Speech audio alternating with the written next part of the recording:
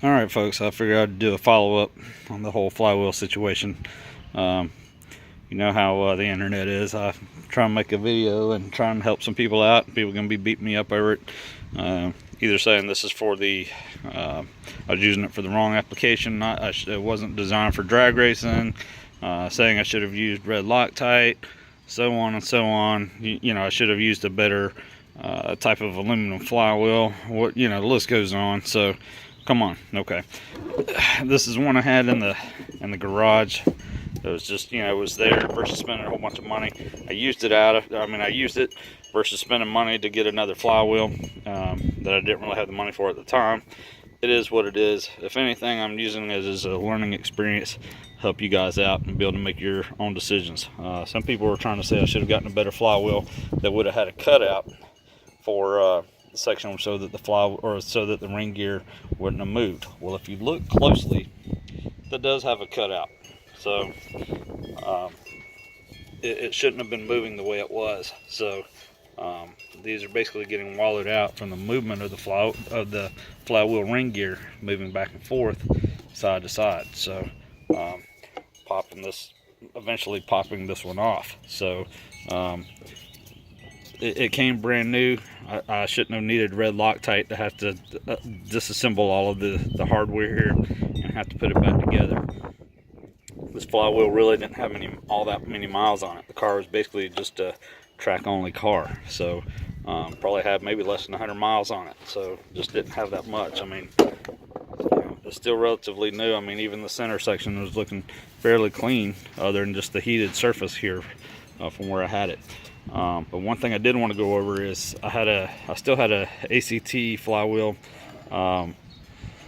with the one-piece flywheel compared to this. This is a 7-bolt. This is a 6-bolt. So obviously I couldn't use this one in my new 6-bolt swap. So, but as you can see, the difference here.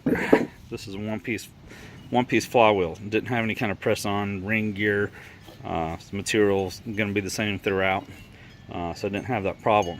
Yeah, this is a little bit heavier than this one, which this one would have been better for drivability, launching, and so on. Some people have experienced stall out when they have a light flywheel because either they're not tuned properly to, or a bisque screw adjustment to adjust for the faster fall of the RPMs and have stalling issues where this may not. This is going to keep your momentum between shifts, keep your RPMs higher, help keep boost higher as well. This primarily would have been a better option to go with, but this is free. I already had it, and someone had given it to me. I had it in my flywheel, I had it in my garage at the time, so I went with it. But anyway, just wanted to make a clarification that shouldn't have needed any red Loctite to keep this from happening. Me doing a few drag runs, which honestly wasn't even all that many that I had because I had so many problems with my car at the time. Really wasn't making that many passes for it to be failing so soon. I mean, this is just wallowed out, pieces broken off, and so on. So, but anyway, just want to make some clarification there. And also too, I've seen some stock flywheels where they've been used and heated and you get stress cracks in the flywheel itself. Have to be careful with that as well, because if you start getting the stress cracks in the flywheel, especially in the friction surface, and they get real deep, definitely don't want to take a chance of the flywheel coming apart and exploding, and definitely can cause serious damage to the vehicle and injury or death or whatever the case may be. If one comes apart, it wouldn't be pretty. But anyway, definitely a good flywheel to go with if you have the option to get one of these. Have a multi-disc clutch in my car now. I just finished installing it yesterday. Came with its own flywheel, which is a steel flywheel as well. But I will say that I never plan on using one of these ever again. Maybe my horsepower is too high, I don't know, but the movement from here shouldn't have been from any